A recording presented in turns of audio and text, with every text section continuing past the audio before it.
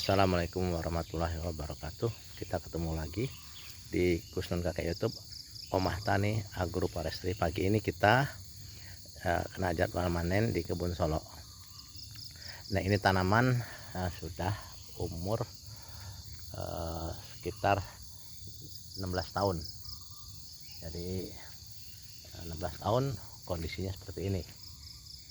Nah, kita sudah ini juga kita sisip ini dengan kopinya bagus, cuman karena tenaga yang kurang nih, ini kopinya. Nah, sini. Nah, ini kopinya. Ini sedang mulai berbunga nih kopinya. Ya, tuh. Tuh kopinya semua tuh. Nah, sisip di bawah sawit. Nah, pagi ini kita panen. Nih. Informasi harga berapa, Bang, di pabrik, Bang? 2100. Alhamdulillah. Nah, ini tampakan daripada tandan buah segarnya. Nah, ini kondisi kebun sudah harus waktunya kita merawat kebun. Kita habis ini pekerjaan kita adalah menyemprot. Nah, ini kita menyemprot, kemudian nanti kita memupuk. Nah, jadi inilah pekerjaan rutin kita di kebun. Nah, kita lihat di sini ya, ini tanaman kopinya bagus. Jadi memang kalau kita dengan jarak tanam, ini jarak tanam dari pohon ini ke pohon yang di situ tuh 7,5, tapi di antara pohon gangnya ini 10, sehingga ada ruang di pasar mati dan pasar bekul itu agak tinggi, bisa ditanam kopi. Nah, kopi ternyata nih bagus, kiri kanan nih kopi nih. Nah, kepada kawan-kawan, silakan ya dicontoh, dicoba, ditanam lah. Ini kan kita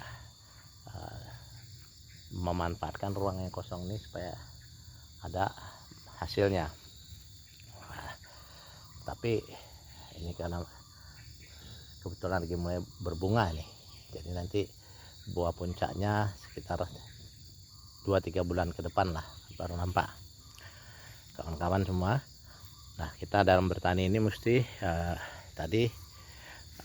cerdas dalam kata tuh, dalam kata kita memilih komoditas itu ya. Nah, ini TBS nya ya, memilih komoditas itu yang punya pangsa pasar ekspor dan mempunyai banyak turunan. Nah, jadi kita satu kali tanam itu bisa panennya bertahun-tahun, harganya stabil, kemudian tata niaganya sudah jelas dan bisa diolah ya, karena ada pabriknya, apalagi ini ekspor. Nah, ini tanaman yang dikatakan strategis itu atau emas hijau. Nah, pada kawan-kawan semua ya, yang pemula, memang memulainya saya dulu kebun ini juga tidak langsung banyak. Kita beli dulu 1 kapling, kemudian tahun berikutnya 1 kapling, tahun besoknya lagi bertambah terus begitu. Nah, sehingga beriringnya berjalannya waktu ya, alhamdulillah kita bisa cukup lah untuk beli beras gitu. Nah, ini nanti masih bisa sekitar 8 tahun lagi baru replanting. Tetapi karena di sekitar kita ini sudah perkembangan penduduk sudah rapat dan sudah banyak perumahan, apalagi ini jalur tengah ini, nanti yang saya tunjuk ini kena apa itu, lintasan jalan batubara, sehingga ini nanti akan berkembang menjadi daerah ekonomi sepanjang jalan ini, karena satu harinya tuh nanti batubara akan melintas tuh bisa 10.000 truk yang lewat ya. Tuh. Jadi ini mau ke arah pelabuhan sana, yang sana nanti ke ujung sana tuh arah ke Merangin, ke arah Kilangan, ke arah Kotoboyo sana. Nah, jadi ke depan itu memang saran saya kepada kawan-kawan tuh, kalau kita mau bertani itu tadi pilihlah komoditi yang punya nilai jual ekonomi yang tinggi, kemudian harganya stabil, panennya terus menerus ya. Nah, jadi kita nggak capek ya, nggak capek, dan perawatannya mudah. Kemudian ini nanti habis kita naikkan ke truk, kita store sendiri ke pabrik ini. Sekarang yang megang kebunnya ini anak saya yang tua, itulah yang ngurus ya, kemana-mana kebun dialah yang ngurus. Jadi nanti kita ke depan juga tetap pengembangan, tetap perluasan tanaman dengan tadi itu tumpang sari, ini kopi ya. Kalau yang di Sungai Landi itu kita dengan pisang. Nah, ini kawan-kawan semua. Nah, sebagai hitung-hitungan begitu, kalau sekarang harga seperti ini kebun lah itu sekitar 150 juta per hektarnya. Jadi kalau kita punya duit 900 juta, kita bisa dapat 6 hektar. Itu kalau kita beli di daerah-daerah Tempino atas sana lah. Nah, itu bisa menghasilkan sekitar 5 ton.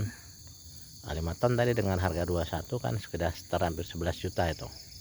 Sebulan 22 juta. Nah, jadi kalau umpamanya ya sekarang musim caleg itu, musim caleg, kalau kita lepas uang untuk membeli suara itu habis 900 juta belum tentu menang. Nah, itu suatu kebodohan ya, karena ternyata gaji anggota DPRD kabupaten itu paling 25 juta sebulan. Itu pun kita belum tentu menang. Habis 900 juta belum tentu menang. Nah, kalau kita belikan kebun sawit, kita dapat 22 juta, kita tidur ya, dan kita bisa nikmati hasilnya selama 25 tahun. Nah, jadi kepada kawan-kawan tuh semua yang masih mau main-main beli suara, nah tuh bodoh tuh jangan dipiara gitu ya. Kebodohan tuh jangan dipiara, nanti sudah dosa ya. Nah, lebih bagus belikan kebun sawitnya. Nah, ikuti saya ya. Nah, tuh. Jadi bijak kita meletakkan uang, membelanjakan uang, dan kita juga pintar berpolitik. Hati-hati, ini musim politik ya, politik uang berjalan, habis uang belum tentu menang. Nah, lebih bagus belikan kebun sawit ya. Kalau buntut ujung-ujungnya cari duit, ini lebih menjanjikan, lebih pasti, dan kita masih punya aset ya. Kita punya 5 hektar atau 6 hektar. Kalau tadi 900 juta modal kita punya tanah 6 hektar. Nah, ini dulu tanah ini saya beli ini 2 hektar 15 juta tahun 2007. Kini ya, ini kena jalan batu bara ini tadi ya. Nah, batu bara. Nah, ini satu tumbuknya diganti 7 juta ya. Nah, diganti 7 juta berarti 1 hektarnya 700 juta. Ini 2 hektar jadi 1,4 M. Nah, kalau diuangkan sekarang dari harga 15 juta ya sekitar 16 tahun yang lalu. Nah, berarti tanah kita naik terus secara ekonomi. Nah, saya kira pagi ini pencerahan kepada kawan-kawan kita, ini khusus kawan-kawan yang caleg gitu ya, jangan nafsu. Kalau di birokrasi itu ya seperti itulah ya. Jadi kita harus bijak. Nah, hati-hati, teliti, dan cerdas. Nanti kita ketemu lagi episode yang akan datang. Nah, hari ini sampai di sini. Wassalamualaikum warahmatullahi wabarakatuh.